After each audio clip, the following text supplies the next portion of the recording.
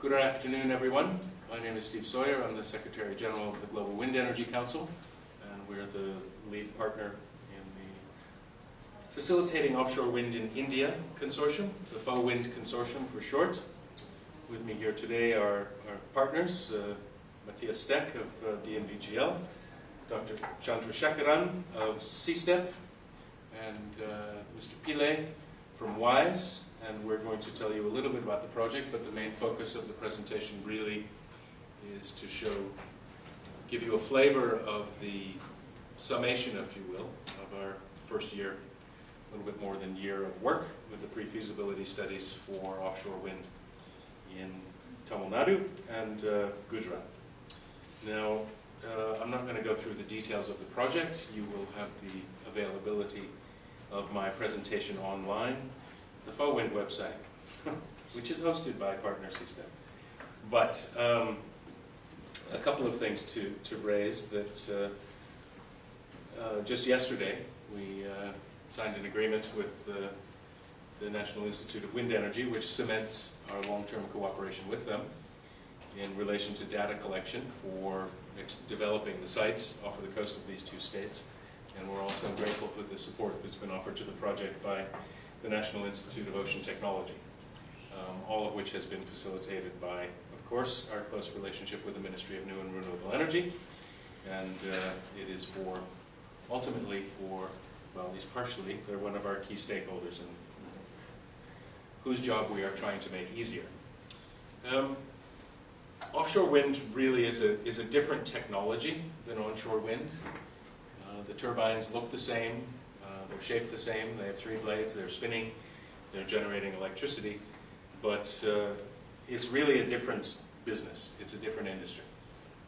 Somewhere between 60 and 65 or up to 70% of the costs of an offshore project have very little to do with the turbine and everything to do with the fact that it is offshore. So the nature of the companies, the sub-suppliers, as well as the geophysical constraints and considerations of offshore wind are much more determined by the fact that it is offshore than it is by the fact that it is generating electricity through the wind. Now, of course, why we go through all this extra expense is because the resources offshore are generally much stronger and steadier than they are onshore.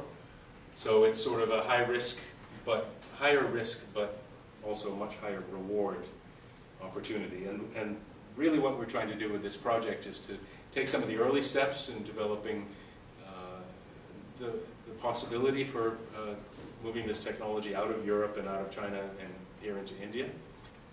Ultimately looking in detail at the issues surrounding the development of a sustainable long-term viable industry in India for the offshore wind segment, focusing on Tamil Nadu and Gujarat, with the ultimate objective of providing a long-term roadmap for the sector, for the government, not only in terms of the physical issues they have to deal with, the resource assessment, but the constraints in terms of ports and grid infrastructure, building up a supply chain, and all of the policy and regulatory issues, including in India the particularly challenging one of adjudicating the central government and the state governments, all of which would be necessary to build an industry, a sustainable long-term sector here in India, which fits very well with the government's, I think, long-term plans for the transformation of the energy sector towards a much cleaner mix at present, and also for creating indigenous sources of energy to sustain long-term economic growth, which India needs for a variety of reasons, which I probably don't need to spell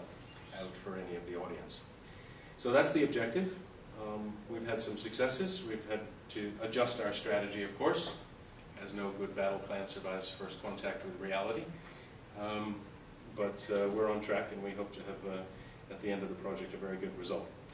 But now I'd like to turn over to my colleague Matthias Steck from DNVGL to present the two pre-feasibility studies in a bit more detail. Right. Matthias, thanks, Steve. The floor is yours. Yeah, very good. So first of all, here, this is the pre-feasibility studies for Tamil Nadu and Gujarat, which we issued. Maybe one step back, I think what I'd like to mention, you touched upon this, is this whole project is a collaboration between the EU and India, looking at technology, regulations and policy.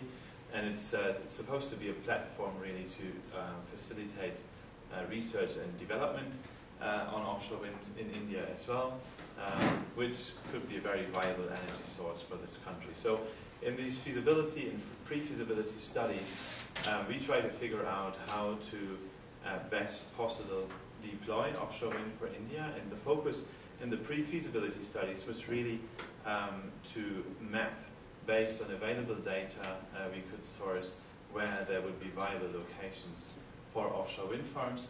And what we have tried to do in these reports is to localize these areas and also to come up with a first estimate on what would be the levelized cost of energy of these projects.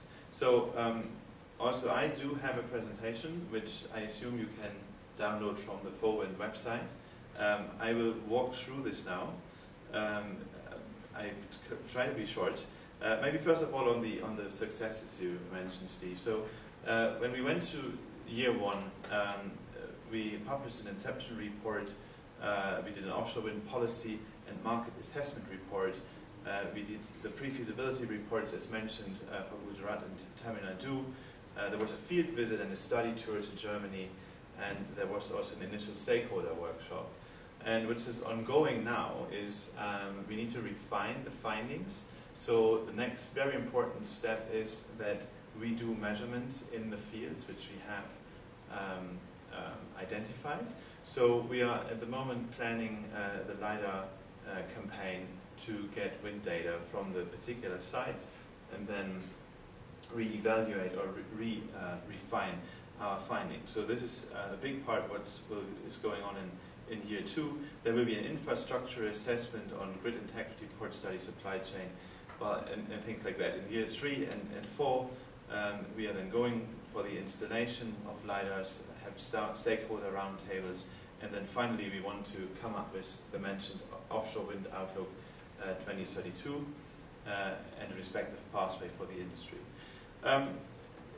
When I look into the pre-feasibility studies now, so what we have done actually to arrive at the results is that we have modeled the constraints we can find in India for the identified coastlines of Tamil Nadu and Gujarat. We have looked at 2 indicative project sizes in the capacity of 150 and 405 megawatt.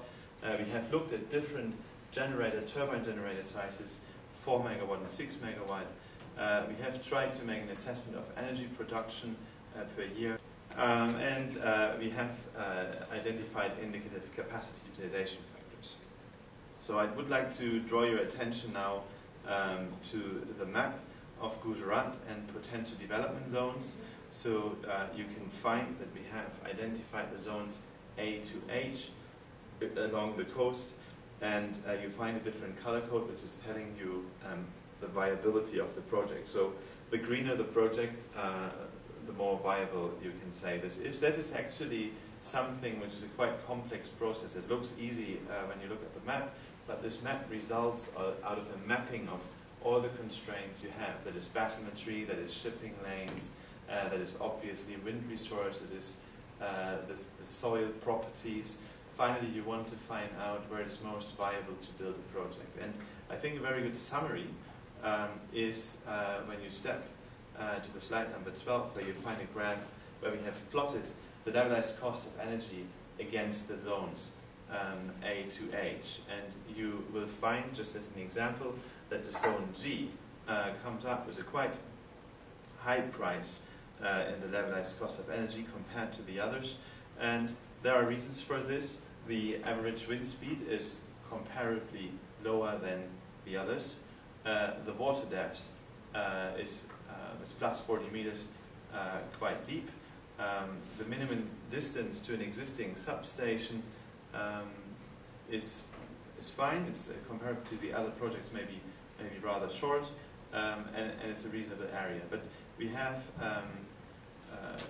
here the problem that we have this water depth and probably soil conditions which require a more robust structure. So this is just to give you an example of what parameters go in there. So it's a lot about CapEx, and if you look at the deployment of farms later, there's different techniques you want to you want to use, and we have tried to mirror this in these studies as well. So you can only design a wind farm per the book with the right distances and everything, and then you would go for optimizing your capex, but the final solution is that you want to optimize your capex and your opex and then come up with the best possible solution. So we have tried to do these exercises for both Tamil Nadu and Gujarat, and maybe to cut it a bit short, you can read this in the presentation yourself. I would also like to show you a little bit the map of Tamil Nadu. Equally, we have come up with different zones, A to H.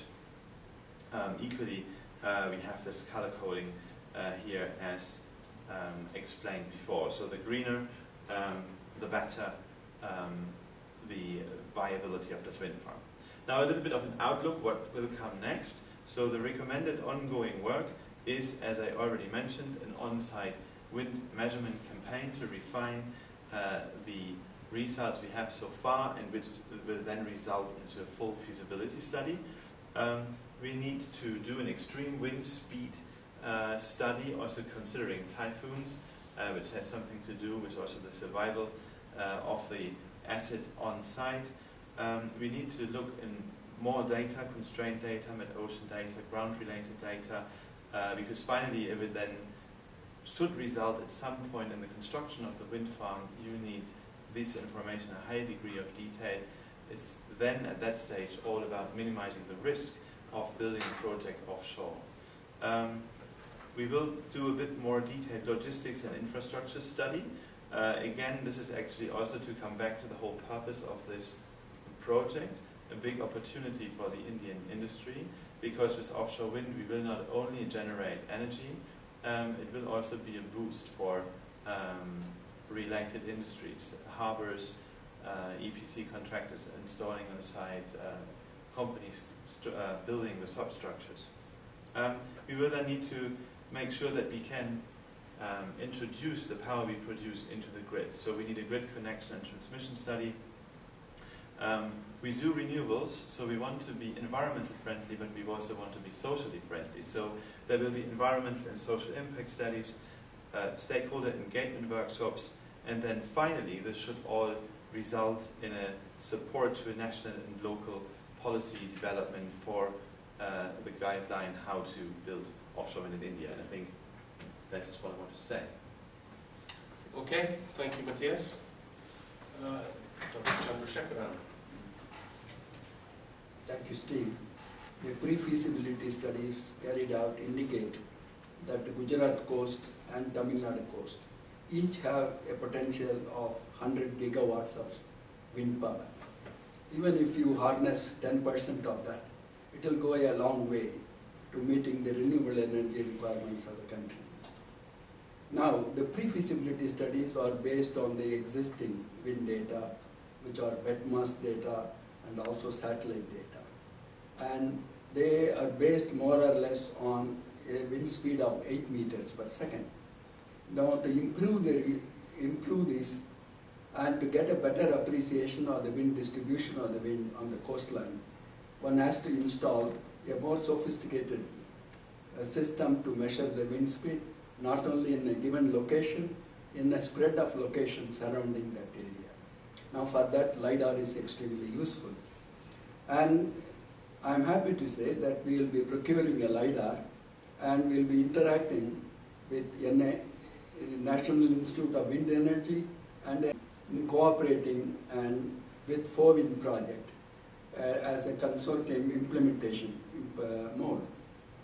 Now, yesterday we have signed a MOU with NIWE for cooperation agreement with us, and will join us in the consortium with knowledge base to partner. With this, we will be able to refine the wind resource potential in the country, and we'll be able to harness it in a better way and prepare a roadmap for the implementation of offshore wind projects. Thank you. Okay, and in closing, thank my colleagues for being with us here today, and of course I would be remiss in my duties if I were not to mention that none of this would have been possible without the support primarily of the European Union, who's provided the lion's share of the finance for the project, but also express our gratitude for our co-financing partner, the Gujarat Power Corporation Limited. Thank you very much, and hope to hear from you soon.